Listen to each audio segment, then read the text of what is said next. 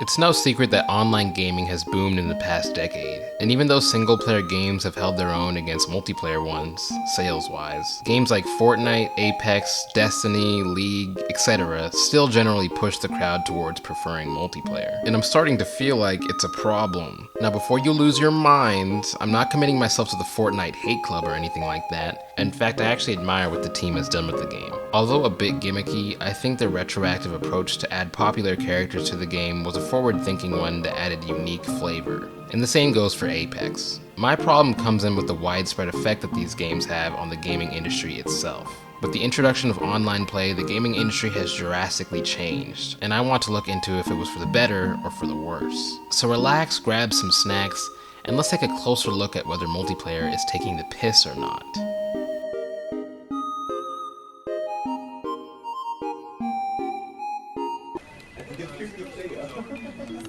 Boss, we haven't actually done any work on making any new operators or any new weapons or any new game modes. You know what, Becky? Fuck, so it's not this again. I want the entire office working on Rick and Morty skins. But why? Nobody asked for this, and like, our entire fan base has been begging for a trillion other things. An arcade mode, better skins, better operators, better weapon skins, better everything. Becky, you're fired. And don't forget to pick up your Rick and Morty severance package at the front desk. All jokes aside, I'm actually a big fan of Rainbow Six. Ubisoft as a company is very hit or miss, but when they hit, it's an exciting experience. But I digress. The point I'm trying to make here is, companies have fundamentally changed aspects of game development simply to raise funds. For example, can you spot the difference between these two game menus? I don't remember asking for your opinion. Modern day game menus, especially in the FPS genre, have turned into glorified digital marketplaces. Battle passes, weapon skins, skins. It's all sensory overload to attract 6-year-olds and especially their mothers' purses. And the biggest problem is that it's working. People fail to understand that at the end of the day, game development is a business. Do you think that this guy right here cares about games or the culture behind them? Oh, you're opening up a pack. Animating. Someone make sound effects. Mongoose, Needler, Ghost, Fuelrod Cannon. Yes. All the details are I love it. This is the first time? Oh, so yeah. you're really hoping it doesn't crash, right?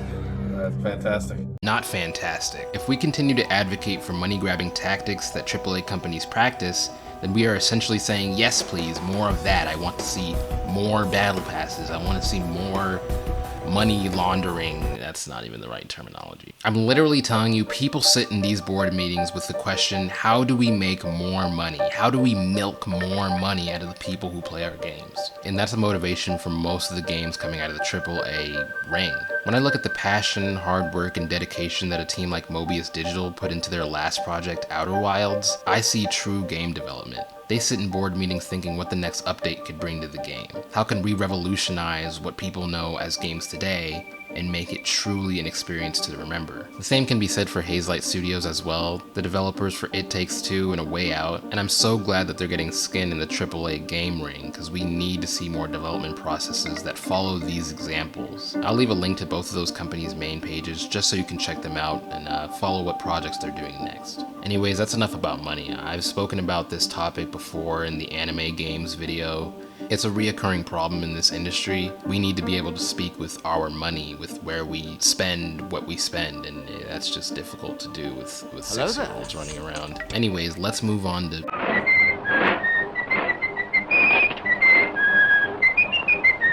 I know some people may be watching this video thinking, why is this guy acting as if the internet was invented yesterday? Online gaming has been a thing since Quake.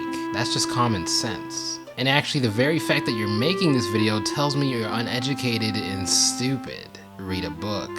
And to that I say, I know, calm down. Online gaming has been around for a while and is for the most part a big reason as to why this form of entertainment is so big today. However, that fact is exactly what attracted the vermin of the industry, the investors. Entertainment industry investors saw games as just a plaything for children. And sure, that can be lucrative, but not as lucrative as the film industry or the music industry. But as time progressed and the industry thrived, with games like Minecraft raking over $400 million in 2016 alone, investors started to get horny, for lack of a better word. So it wasn't long before they put their foot into the water and started changing the way things were done. As I said before, instead of sitting in a board meeting thinking how can we maximize fun, it's turned into how can we maximize playtime. And with enough time in the industry, these investors have found somewhat of a hack in the system. When you're online gaming with a buddy, just about anything is fun. I can't tell you how many funny moments me and my friends have had just dicking around in Gmod. No objective, no anything, just friends messing about in a sandbox. The problem is that generally speaking, AAA companies have discovered that they can release mediocre games that allow you to play online with your friends, and the general public will eat it up. Of course, there are exceptions to this point. I'm not saying that all online games are bad, but I think we can all agree that these exceptions are few and far between. I mean, does anybody genuinely enjoy playing Ark Survival with its mediocre animations, mediocre survival mechanics? What about Conan Exiles? That game was barely finished. And let's talk about that for a moment. What is up with all of the early access video games? When I play a game, I want it to be finished. I'm not gonna pay half price now to play a half-finished game just because I want to support the developers. There are the odd indie developers who actually use this tool responsibly, but a lot of the people who use the early access tool are here to just grab a quick buck and run off, because they know that they can entice people who have nothing better to do. The point I'm trying to make is, these low-ebb multiplayer games either try to addict you to chasing a number, or just try to create a canvas for you to have fun goofing around with your friends in. And don't get me wrong, I'm not saying that having fun with your friends is a bad thing, but I am saying that I wish the game itself was also a source of fun. You know what I mean? You don't, and you think I'm a buzzkill for trying to take people's fun away? Okay, you're probably right. Next point. Oh shit.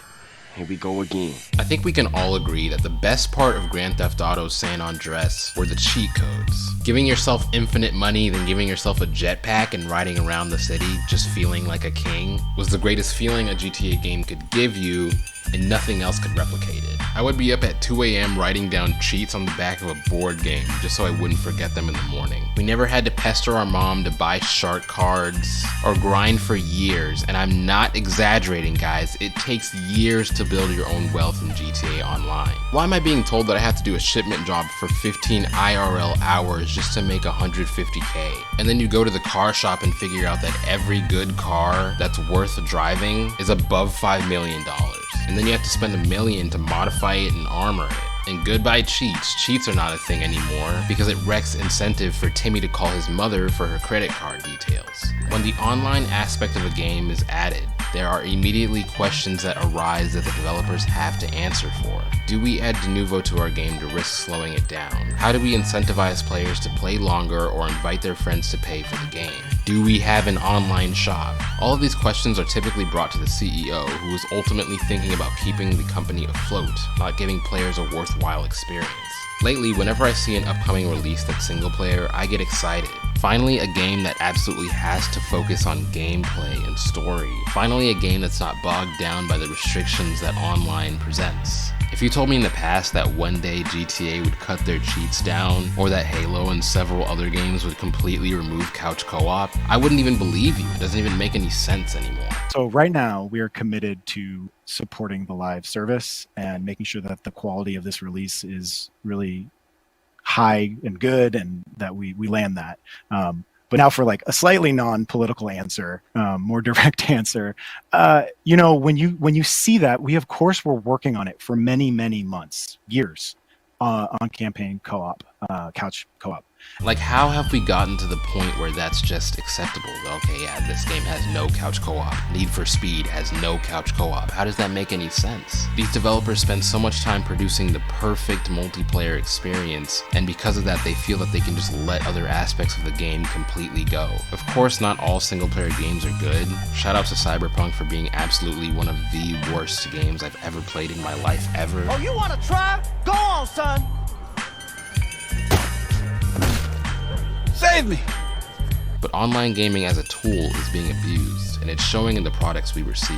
It's been a while since I've been utterly captivated by a game's narrative, or unwaveringly immersed and addicted to the gameplay of a release. Since when did multiplayer become such a suffocating title? And more importantly, is there really anything we can do anymore to fix it? Even top tier titles like God of War Ragnarok used to be the foundation of what gaming used to be. That used to be a top of the year release that gets you excited for what's to come later in the year. But nowadays, that is the game of the year. That is the cream of the pie.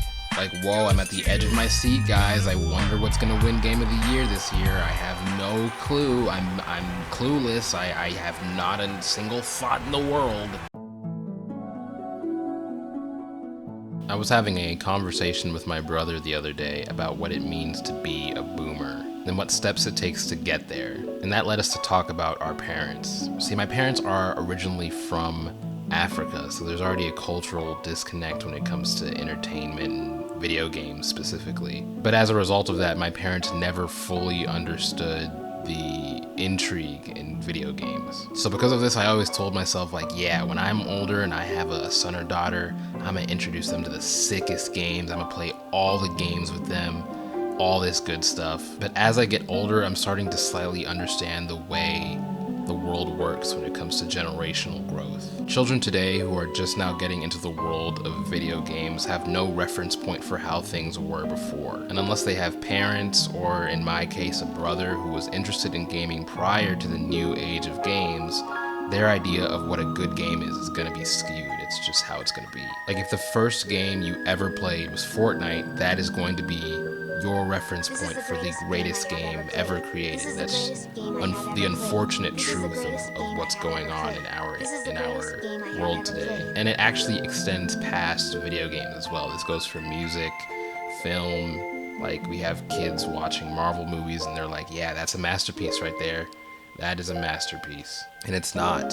It is not. Black Adam is the farthest thing from a masterpiece that I could ever fathom. So ultimately, my generation is going to slowly be pushed out of what's known as cool and in, until we just watch from the outside scolding everything, like I am right now. So to answer my own question, do I think multiplayer is ruining games? I ultimately say no, because it's hard to argue that point when it's doing so much to grow video games as a whole and push it as a complete idea. But if we allow AAA companies to get away with some of the things that they have been getting away with, then ultimately I think we're gonna hit the bottom before we grow. We're gonna hit rock bottom. What am I trying to say? I was very excited at the start of this year because I saw that we were getting some titles middle of the year that were really going to boost my morale about what's going on in the gaming industry right now. But the titles that were in the summer were pushed to the winter, and as the summer rolled around, those winter titles were pushed to next year. So this year has really just been a sad year for gaming, in my opinion. I think we got Elden Ring, God of War, and the rest is just, I don't know, below the bar, guys. Let's be honest. We can try to give praise to Sifu. We can try to give praise to Calypso Protocol. Is that the name of that game? We can try to give praise to those games, but we're lying to ourselves if we're saying that this is the standard we are gonna hold ourselves to for the rest of time. If you ask me personally what my game of the year is, I'm gonna give it to Elden Ring. I didn't even really play God of War. I don't have a PlayStation, as I literally can't. It's just, and they're gonna port it over in 5 years, so I guess I'm just gonna wait till then to play it. So that's sick. That's why I can't give it my game of the year. Make a port, guys. It's a third-person adventure game. It's like a Lego game, basically. Now I'm just rambling. You know, I'm gonna end the video now. Thank you for watching this far into the video. Fun fact, this was actually the first script I wrote before any of the other videos that are on the channel. So like, I wrote this one and then just shelved it. I don't even know why. I mean, like, some of the things were outdated in this script. I had to change them while I was recording them, but nevertheless, I had a lot of fun recording it. If you like the video, leave a like. If you want to subscribe, all that great stuff. I always mispronounce something right at the end of the video. Alright, bye. I'm going. I'm doing the fade off now. I dead ass forgot I do the fadeaways. The fade offs, the fadeaways. What are we playing, 2K? You guys get that joke from the last video.